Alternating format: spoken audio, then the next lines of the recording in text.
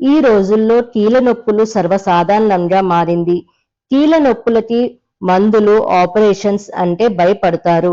కానీ ప్రతి ఒక్కరు ముందు నుంచే కొన్ని చిట్కాలు లేదా సూత్రాలు పాటిస్తేనే కాసినంత ఉపశమనం లభిస్తుంది.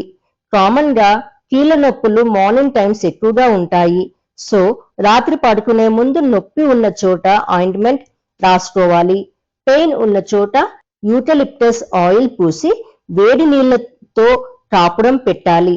లేదా మెత్తటి టవల్ వేడి నీళ్లలో ముంచి బాగా పిండిన తర్వాత ఆ వేడి తువ్వాలను నొప్పులున్న చోట పెట్టాలి. తేలికపాటి వ్యాయామం అంటే సైక్లింగ్, స్విమ్మింగ్, వాకింగ్ కూడా నొప్పులు నివారించడంలో సహకరిస్తాయి. అలాగే క్రింద కూర్చునేటప్పుడు కాస్త జాగ్రత్తగా కూర్చోవాలి. అధిక బరువు ఉన్నవారు బరువు తగ్గే మార్గం ఆలోచించాలి. మెయిన్ గా పెయిన్ కిల్లర్స్, పాలు, ఆలుగడ్డ వాడకూడదు. విటమిన్ సికి సంబంధించిన పండ్లు అధికంగా తీసుకోవాలి. జామ పండు, కమలా పండు మొదలైనవి. వారానికి ఒకసారి ఉపవాసం ఉండటం మంచిది. క్యారెట్ జ్యూస్, క్యాబేజ్ సూప్ తీసుకుంటే నొప్పులు తగ్గుతాయి.